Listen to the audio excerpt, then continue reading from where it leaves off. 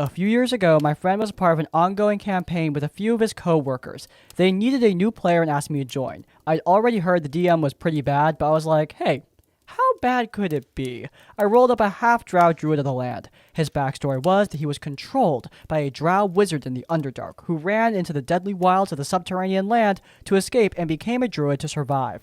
I can't really remember anything about the plot, but the scenario did take us to the library. Might have been one of those Cult of the Dragon modules. The DM described the NPCs in a weird way, so I asked him if they were acting strangely. He asked me to clarify for some reason, so I asked something along the lines of, are they acting strangely compared to how people in the library would normally act? He had me roll for it, and it was a nat 1, and because he used critical rules on skill checks as well as critical fumbles, he just says, "You have never been in a library in your life." I just stared at him dumbfounded for a moment before my brain caught up. I tried to tell him that my character's former master was a wizard. My character had practically grown up in libraries, and he can't just change my entire backstory because I rolled badly. He then said that if I didn't like it, I could leave. So I did. Shortest game of D&D I ever played. When I originally read this, I just assumed the DM was going for some kind of really immature and stupid joke. But given the DM was willing to let this player go entirely because of this stupid fumble, I think he was being serious. Which, I don't know about you, I think that just makes this all the funnier.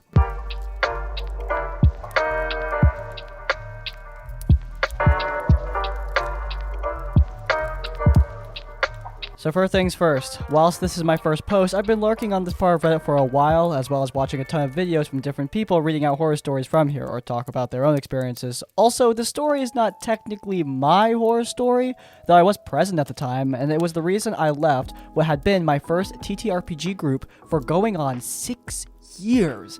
I did ask the permission of the person whose story this is, and she even gave me an update, which I will put out at the end.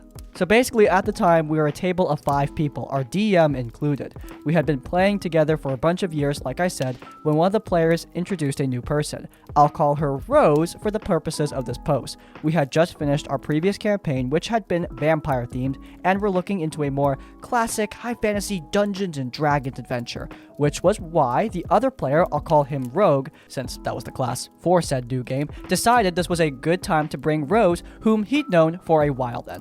Apart from Rose, Rogue, and me, I played a fighter because I liked being a tank in game. There was our dungeon master, and 2 other guys who played a bard and a warlock respectively. This feels like a good moment to mention all of us at the table, we were guys, and Rose was the only female player. This will be important, trust me. So we made our characters and got to know each other a bit, and then started playing. Rose's character was a pink tiefling druid, I forgot her character's name, who was essentially built up on the premise of, looks like a cinnamon roll, but could kill you. I thought it was a fun concept, especially because her character was an interesting contrast to our more dirty, gruff, typical high fantasy male characters. Her roleplay was also great. She'd play that tiefling as super cute and sweet, only for her to be the more vicious person in fights. I thought it was amazing, but as I came to learn, the others did not agree. I think we'd been playing for maybe half a year pretty regularly, and I was under the impression that we were all of the same opinion when it came to Rose, that she was a nice, fun person and played a cool character. But then the big thing happened that taught me better. About a month before the big thing, I noticed that especially Rogue and Warlock started acting sort of ruder towards Rose than I'd previously noticed, but since they'd both just started university, I figured it was just like stress. Feel free to call me an oblivious oaf below, because God, I was oblivious. And I didn't say anything. Rose, for what it's worth, didn't seem too bothered by it either, but then over that month, everything became more and more tense, and I noticed that our dungeon master seemed to deal her character more damage, but I thought it had to do with something from her character backstory that would be like revealed later or something, since she never brought it up herself. Then finally, the big thing. It was a fight against a goon that I think was supposed to be our bEing's primary minion or something. DM was definitely dealing Rose more damage than usual now and then suddenly declared that the goon mind-controlled Rogue and Warlock. I expected them to protest, but they really got into it, and when the DM had them attack Rose's character, they seemed more energetic than they had been all session. Bard and my character resisted the charm of the goon, but when I wanted to step in and defend Rose's character, the DM said I was too far away. Bard did not step in at all, claiming his character was too shocked. Warlock and Rogue, under the DM's lead, punched Rose's character to death's brink, and it's at that point that the mind control of the goon finally let up, but instead of helping Rose's character, everyone just started attacking the goon. I tried to have my character stop the bleeding and keep Rose's character alive till the Bard could heal her, but the DM said that I was too shocked to do anything useful. I got mad at him, but he sort of just cut me off and turned back to the fight. The party did defeat the goon, and I started calling to the Bard to come, heal Rose, but he just said no. Warlock and Rogue didn't say anything when both Rose and I started to argue. Now, some context, Rose was really into angsty roleplay, and I think up to that point, she at least was in it for that, but when she realized the party had turned against her, she got rightfully mad. I don't remember how exactly the session ended, but basically the other players let Rose's character die, and the DM did not let me fight them on that, nor let me attempt to help her since I was a knight, so I can't heal and must focus on the mission, even though my character's personality was very cliche, knight in shining armor gentleman type.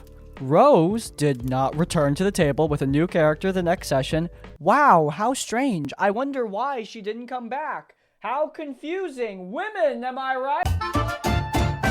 When I showed up to our next meeting, the other guys were laughing and mocking her and talking about how they were glad she was gone. I got kinda mad and demanded they explain, what the hell that was. No idea why I didn't ask them the previous session, I genuinely don't remember. And they told me they'd been planning to essentially bully Rose out of the game for a while since they apparently did not like that she played a pink character in a flower crown that did not act cute or like a girl. Yeah, I don't know, but I told them they were dicks and left their group there and then.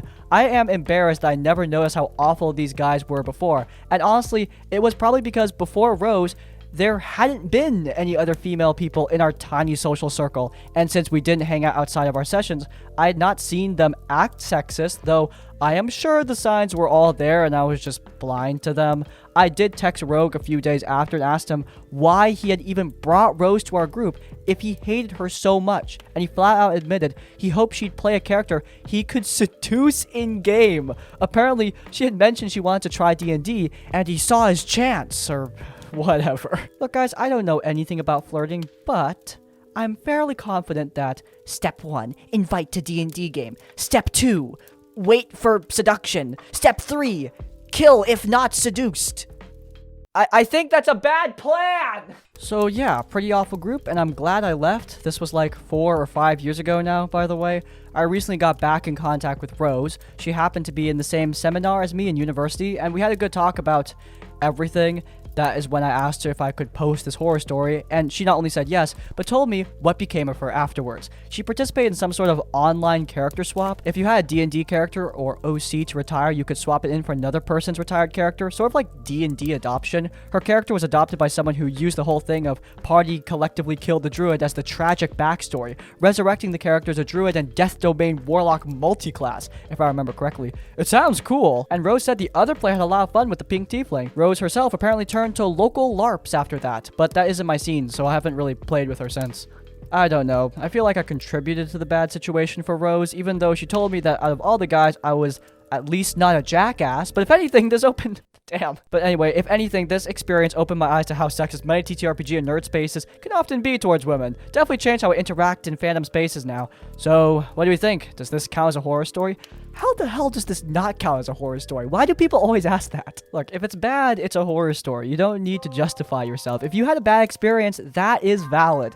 And in this case, yes, Rose was the person who had the bad experience, but still, horror story nonetheless. Look, we've said many times on this channel that confrontation is not exactly pretty, and having these awkward situations, especially in your free time, can lead to the deer in headlights mentality that we can often get. While inaction is not a crime, I don't think it's something that you should be striving for. You shouldn't make inaction your goal. However, it is good that this OP learned from that. When you're getting bullied, it means so much when someone says, hey, I empathize with you. I'll back you up. That means the world to somebody in this kind of situation. It's kind of uncanny because I've heard this exact story before. Well, at least very similar story before from Momo O'Brien on my old Roll for Insight show a while back. In that story, people were mad at her for being too girly with her flower crowns and pink and such. Here, these assholes are mad because Rose wasn't girly enough. It's really hard to make idiots happy. But now that I think about it, Momo's experience happened at a LARP, which is where Rose ended up, so I'm sure it'll be fine. So the story is from a group that I used to play D&D and Pathfinder with all the time. I only really started playing these games maybe 5 years ago, and since I live in the middle of nowhere, I went online to play. A friend of mine had her own friend group and would essentially play a game every day of the week for a while, and since I had no life, I joined.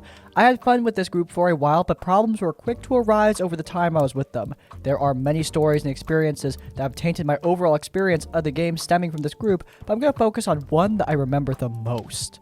We'll call the Dungeon Master Todd. Todd was new to DMing. He would often stumble over his descriptions of scenes, character dialogue, and had to retcon what he wanted to happen with some NPCs because he had trouble planning things around the actual group. We were supportive, however, so usually this didn't bother us. This particular campaign, he was attempting a bit of homebrew, but keeping it with the 5th edition rules to make it easier. He encouraged all of us to make backstories and send them his way, so he could come up with the hooks for us alongside the main plot. I got enthused and decided to make a changeling bard for the campaign who had 4 unique personas they would use for performances and such. I was really happy with my backstory and excited for what the DM would throw my way when it came time for backstories to be explored. Campaign begins and everyone meets and starts questing together, and that's when we start meeting some old friends. Most of these player characters turned non-player characters were characters I didn't know because they were all from campaigns that I either wasn't a part of or had happened before I joined. At first, it was fine. I'll never be upset with someone who makes cameos of their previous characters in their games. It's oftentimes a fun little Easter egg, and even a way to make the plot more meaningful. But not these PCs. Todd had a tendency to make his PCs very one-note. There was a parody Randy Savage guy that would randomly pop up wherever we went. There was a very annoying kobold that would pop up wherever we went and eventually start traveling with the party. There was a guy that was actually in one campaign I played in that showed up once or twice. There were these 2 women PCs that showed up in, basically every other town or stop we made, and another DM PC who showed up to be kooky or give us side quests. What really started to grind my gears was how they all seemed to make fun of my character somehow. I was trying my best to make my bard comical, but also suave and charismatic. He would make jokes sometimes and was very open with his opinions. Nearly every DMPC, even the kobold, would make offhand jabs about my character's remarks, or even make fun of my in-game choices. I was essentially being made into the brunt of all the jokes in the party, which honestly made me a little sad and question if I should have chosen a different character concept. What ultimately broke my camel's back, however, was when it came time for the backstory exploration. Every one of the party members had a hook. There were only 5 players in the game, and we had found hooks for everyone else. It was now my turn. Only my hook was just wrong. In my backstory, my character had a dear friend and mentor that taught him the ropes and convinced him to be a bard. He was out looking for his mentor because he hadn't seen him in years. Todd threw him in as a drunk bard who just made fun of my character. No mention of their past, no attempt to use the 2 traits I'd hinted at in the backstory itself, nothing? I confronted the DM about it out of character, asking how he got this interpretation of the mentor from what I wrote. His response was, "Oh, well, I kind of skimmed your backstory. I kind of forgot about it." So, you didn't read my backstory? Yeah, I skimmed it. Did you skim everyone else's? No. I was pissed. I actually loved my character. I'd made and worked and put effort into the backstory, but Todd never took the time to read any of it beyond like a passing glance. Everyone else was having story hooks that they are perfectly happy with, and Todd had clearly thought out and planned for them. But when it came to me, absolutely little to no effort at all. I felt utterly disrespected. It was not long after that the campaign was effectively cancelled. The other players, well, they weren't happy with Todd either. He tried running other games, but I didn't play in any games of his after that experience. TLDR, DM spent more time burying the party in DMPC cameos that happened way too much and making my character the comic relief than actually reading my backstory I'd sent in and ruined the game for me. Some people are probably already thinking it, and luckily I have an answer. How long was this backstory? Well, it was 5 paragraphs, turning out to under a page. There were apparently short paragraphs. Look, while that's not exactly what I call a short backstory, it's not an insurmountable mountain of text either. If that is too long, just ask the player to shorten the backstory or give you a TLDR. It's not that big of a deal, and it certainly isn't rocket science. Look, there are definitely times where a player character backstory is long, but remember, your campaign is probably also going to be of decent length, which means you have literally months to eventually get through the whole thing.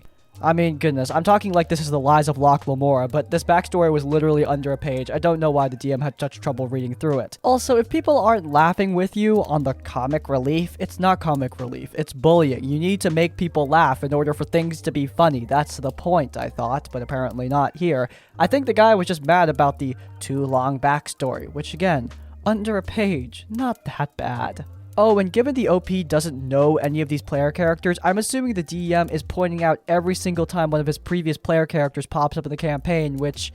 Is this your character from the last campaign? Maybe. Yeah, that's gonna get annoying really quick. Reskinning is fine, but just keep it to yourself. So, to set the scene, a little bit of my group has been playing for about a year and a half now with me DMing. However, a few players have been interested in DMing for the first time, and I've been looking forward to getting to play. So we decided to take a break from my campaign and try out one of our other players' campaigns. This is his first time DMing, and it's come with the typical hiccups that a new DM always has, but until last night, it was going really well. The relevant cast is just the DM, John, my girlfriend player who played a changeling bardlock, and me who played a grung barbarian. Obligatory, not real names disclaimer is obligatory. The session starts where we left off last time, with the party trying to sneak into town through the catacombs to assassinate one of the bEing's top minions. Along the way, we accidentally piss off a black pudding and decide to flee as opposed to stay and fight it, knowing we could, in fact, outrun it. However, we do not outrun it, and it manages to stay right on our heels. I figure this is either a slight DM mistake or just a way to increase the tension, and boy, does it. After a handful of skill checks, we run into a new room that just happens to have minions we're after, which is good news. The bad news would be the Baylor the guy's talking to.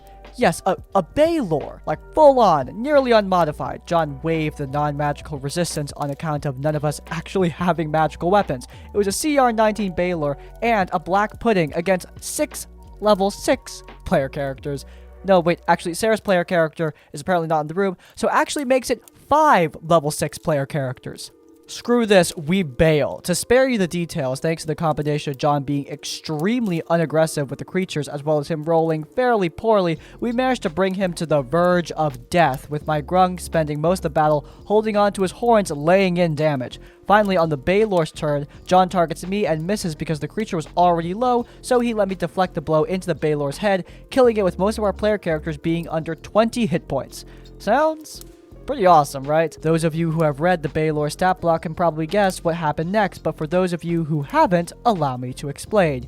You see, the Baylor has an ability called Death Throws, where upon death, each creature within 30 feet of the Baylor must make a DC 20 dexterity save with 20 D6 fire damage on a failed save and half on a pass.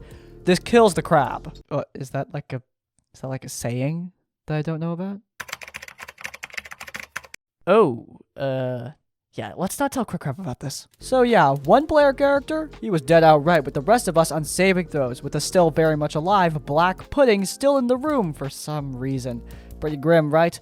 Well, Sarah's character, she wasn't in the room, and was unaffected by the blast, so all she had to do was come in and sweep up the ooze and get the cleric back up within a minute for revival, and we're golden. But because it's already midnight with a cliffhanger, we stopped there for the week, and we'll be picking it up next Friday. Now, this is all great and made for a really fun session, but then I talked to Sarah in the car about what she had been doing the whole session while combat was taking place. She got this big smile and told me I had to promise not to metagame if she told me, and since I'm used to knowing everything about the game anyway, I promised. Turns out, she was the ooze? Not at first, but while we were running, she turned into it using her changeling powers. Turns out her patron is the bEing, and as such, she's trying to sabotage the party, which I don't mind. I love that kind of twist, especially when it's in character, but there's a few problems. Firstly, changelings can only change into other humanoids of the same size.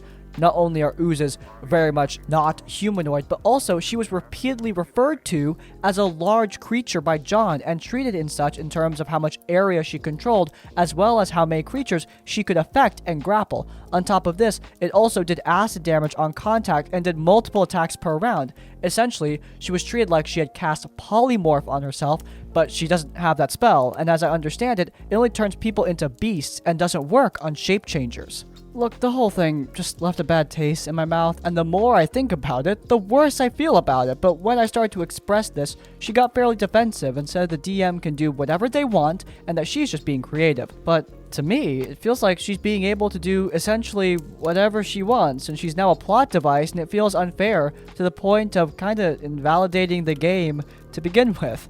I don't know, I'm mostly just venting to get it out there since I can't talk to her or anyone else in the group since I'd ruined the big twist of the campaign, but this just feels wrong to me.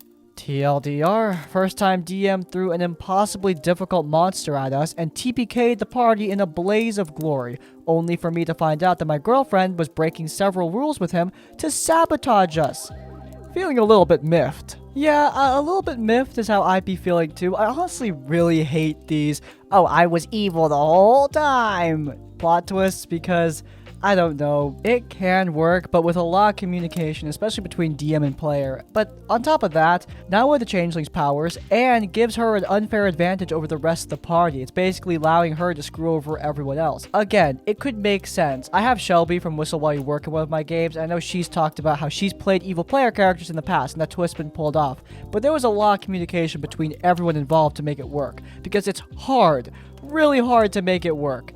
And here, I don't think the DM or the GF is putting in enough effort to do so. On top of that, like, what's the end goal? The girlfriend gets killed by the rest of the party, and then she turns into another player character? Well, great, they're never going to trust her player characters again in the future. Or does she kill the rest of the player characters? Well, that would be really unfun. I mean, Lord, there are just countless issues you can come across. On top of that, there's just this trashy-ass Baylor fight to start off the campaign. Yeah, this is not a good first impression.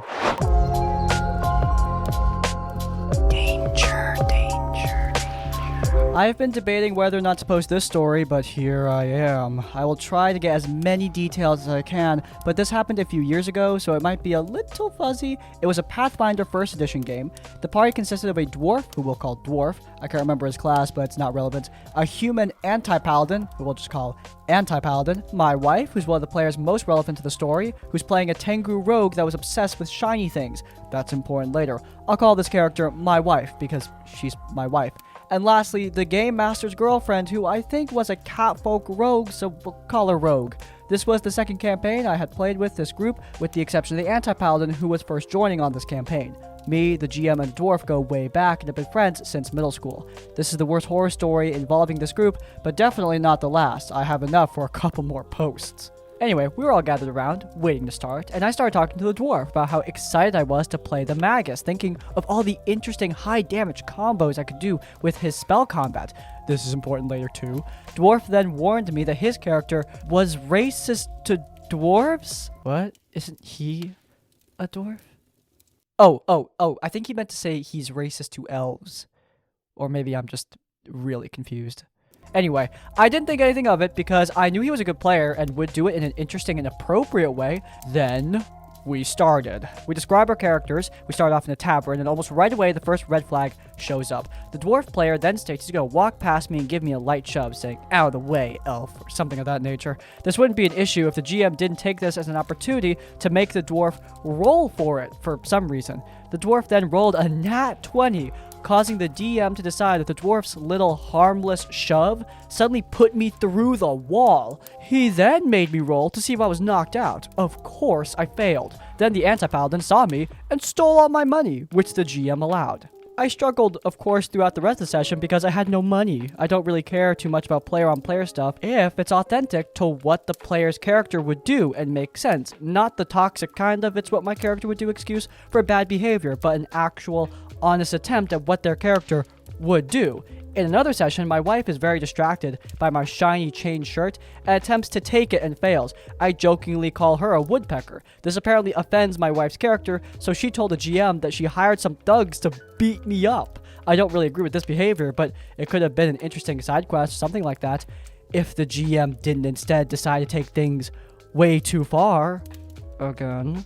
We were at the tavern later that night, and I can't remember why, but somehow I learned out of game that the GM was going to make me drink a spiked drink. He tried to get me to drink it, and I explained that my intelligence-based magus wouldn't drink or do anything else that would alter his state of mind like that, and he accused me of metagaming. I wasn't, but there was hardly any chance for me to roleplay to showcase that, so I was screwed. So I guess I drink it, and of course, I start to be affected. But because of earlier hijinks, I had no room to go to, and the dwarf hated me, so he wouldn't let me sleep in his room, and everyone else just said no. I had no choice but to go outside, and I was of course attacked and kidnapped. I was already annoyed at all of this, but it got much worse. The GM decided to bring in a character from his previous campaign, which in itself made no sense, but this character had a thing for elves, and that's where it goes very downhill.